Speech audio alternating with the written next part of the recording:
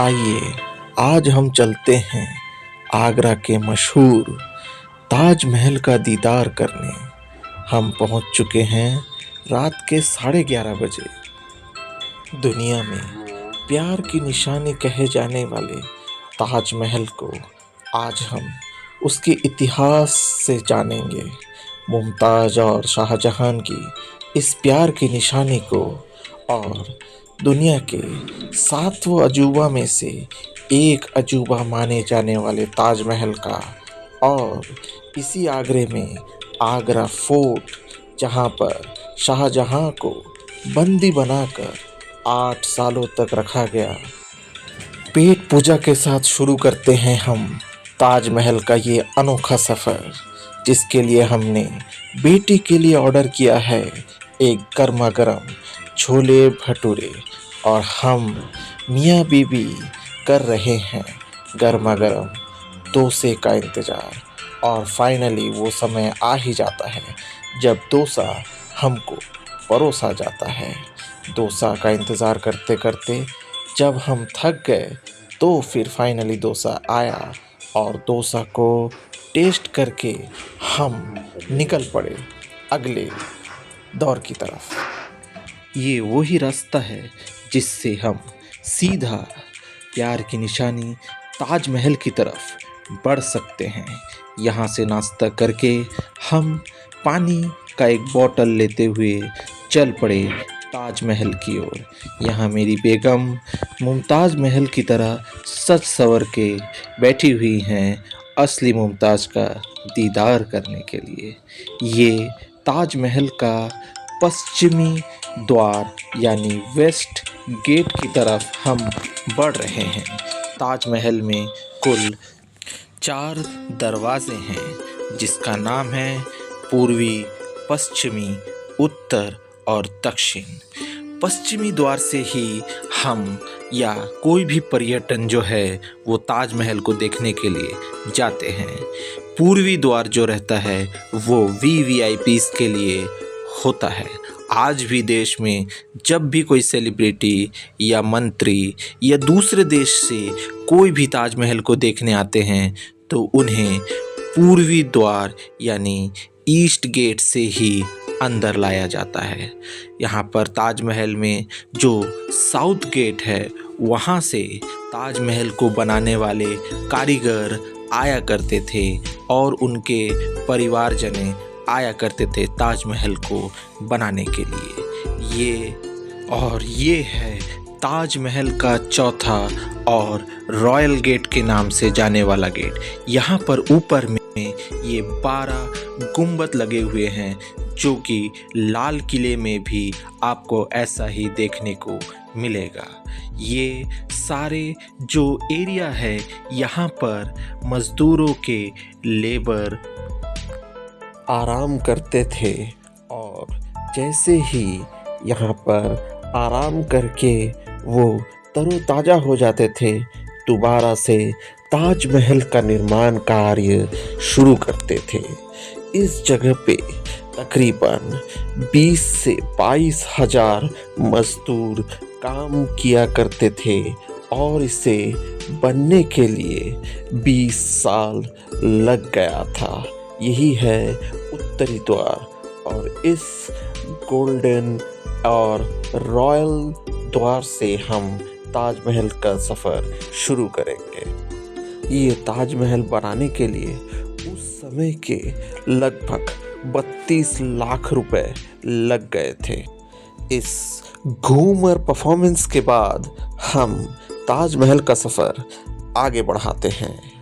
गौर से देखने पे ताजमहल के ये 4 मीनार जो उसके चारों तरफ लगे हुए हैं वो थोड़े से बाहर की तरफ झुके हुए हैं, जिससे अगर कभी भूकंप आए तो हमारा ताजमहल ना बिगड़े और वो बाहर की तरफ गिर जाए। सुनो ना संगमरमर की ये मीनारे कुछ भी नहीं है आगे तुम्हारे। आज से दिल पे मेरे राज तुम्हारे। तुम्हारा, ताज तुम्हारा। अब हम चलते हैं ताजमहल के मुख्य आकर्षण की तरफ, जहां पर हिंदुस्तान शहंशाह शाहजहां को और उनकी बेगम मुमताज़ महल को दफनाया गया है। ये मस्जिद है जहां पर आज भी शुक्रवार को नमाज अदा किया जाता है। ये मस्जिद उस समय भी शाहजहां द्वारा बनाया गया था। ये है सूखा हुआ यमुना जो किसी समय पे उफान में रहा करता था। ये है ताजमहल का सबसे करीबी नज़ारा। यहाँ पर इस पत्थर पे जो आपको कारीगरी दिख रहा है, ये कोई पेंट ब्रश से बनाया हुआ नहीं है। इस पत्थर पे इसी डिज़ाइन पे पहले तराशा गया, बाद में यहाँ पर इसको बैठाया गया है। ताजमहल के मुख्य द्वार पे जो कुरान शरीफ के यहाँ पर लिखा हुआ है, वो भी यहाँ पर ऐसे ही लिखा हुआ नहीं है।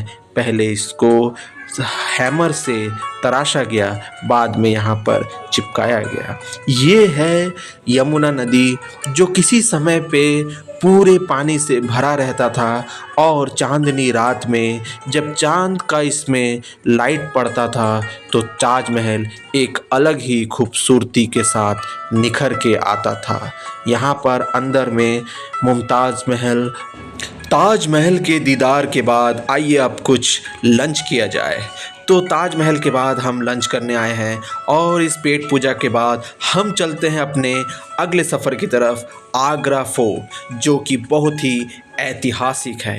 ये आगरा फोर्ट अपने 4 पीढ़ियों द्वारा बनाया गया है। इस आगरा फोर्ट का कुछ हिस्सा अभी भी इंडियन आर्मी के पास है, जहां पर पर्यटकों का जाना अलाउ नहीं है। इस आगरा फोर्ट में आने और जाने के लिए केवल एक ही द्वार है। जो हिस्सा अभी इंडियन आर्मी के पास है, उस समय भी ये जगह सुल्तानों के और बादशाह के सेना के लिए रखा गया था। हम अभी जिस जगह पे है, यहाँ पर बादशाहों के स्वागत किया करा जाता था जब वो किसी युद्ध से विजय होके लौटते थे। यहाँ पर उनके एंट्रेंस पे ढोल बजाया जाता था, जिसका मतलब है कि बादशाह जंग जीत के वापस अपने वतन, अपने किले को लौट आए थे। यहाँ पर ही ढोल बजाया जाता था, उनका स्वागत किया जाता था। ये है जहांगीर महल। इस जगह पे जहांगीर रहा करते थे, या बोल सकते हैं जहांगीर ने इसे बनाया था। इसके पीछे का हिस्सा जो है वो इंडियन आर्मी को दिया गया है, जहां पर जाना अभी हमारे लिए मना किया गया है। ये जहांगीर को मिला हुआ एक बाथटब है जो उसकी बेगम नूर को मिला था। अब हम चलते हैं जहांगीर महल के अंदर, जहां पर से इस आगरा फोर्ट का सिलसिला शुरू किया जा सकता है। ये है जहांगीर महल का या आगरा फोर्ट का नित्यशाला। ऊपर में बादशाह और उनके साथ आए हुए अगर कोई मेहमान बादशाह हैं तो वो भी ऊपर में यहाँ पर बैठा करते थे। साथ ही साथ नीचे उनकी बेगम और उनकी दासियाँ बैठा करती थी। ये नित्यशाला हिंदू रिवाज में बनाया गया है। हिंदू आर्किटेक्चरल का यहाँ पर आपको जीता जागता उस समय का छाप देखने को मिलेगा। इसी नित्यशाला में एक कोने में मंदिर भी है, जहाँ पर हिंदू रानी भी यहाँ पर पूजा करती थी। इस नित्यशाला में ये उस समय की कारीगरी है जो हाथों द्वारा किया गया है। अब चलते हैं हम उस सिलसिले में जहाँ से ताजमहल का बनावट या ताजमहल का कंस्ट्रक्शन बादशाह शाहजहां देखा करते थे। ये आगरा फोर्ट का वो जगह है जहाँ से ताजमहल का दीदार का एक अलग ही अनुभव बादशाह लिया करते थे। ये जो आप देख रहे हैं ये बिल्डिंग अंदर से खोखली हुई है और इसी बिल्डिंग को ठंडा रखने के लिए यमुना से पानी भरकर ऊपर रखा जाता था। यहाँ से ताजमहल का नज़ारा देखिए कितना मनोरम लगता है हम सभी को। ये किले का सिक्योरिटी है। किले के इस दीवार पे जो हम देख रहे हैं, यहाँ पर गनमैन हुआ करते थे और उसके नीचे जंगली जानवर हुआ करते। आइए अब हम शाहजहां के बेटियों के बारे में थोड़ी जानकारी ले लेते हैं। शाहजहां की 2 बेटियां थी, जहांनारा और रोशनारा। बेटियों को तो कभी वो डोली पे विदा नहीं कर सके, इसलिए उनके महल को डोलियों के रूप में बनाया गया था ताकि उनकी वो ख्वाहिश दिलो दिल ही पूरी हो सके। रोशनारा उनकी कम प्रिय बेटी थी, इसलिए उसके महल को साधारण तरीके से बनाया गया, जबकि जहांनारा उनकी सबसे प्रिय बेटी थी और उनके महल को संगमरमर के पत्थर से बनाया गया, जो कि ताजमहल में यूज़ हुआ है।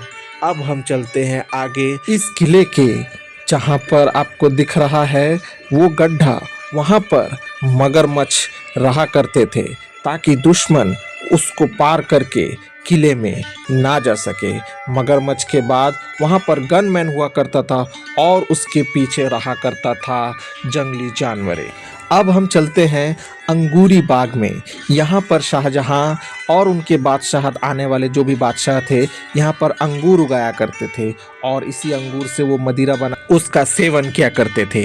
ये जो झरना आप देख रहे हैं, यहाँ पर गुलाब जल और अलग अलग इत्र खुशबू वाले फव्वारे चला करते थे, जिसकी सुगंध से ये पूरा महल अलग ही सुगंध से भर जाता था।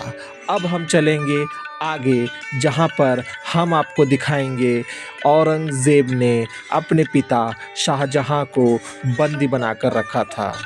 अंगूरी बाग के बाद अब हम चलते हैं जहांनारा के महल पे, जो कि एज इट इज़ रोशनारा की तरह बनाया गया था, लेकिन इसमें यूज़ हुआ पत्थर ताजमहल के पत्थर का ही है, जो कि संगमरमर राजस्थान से लाया गया था।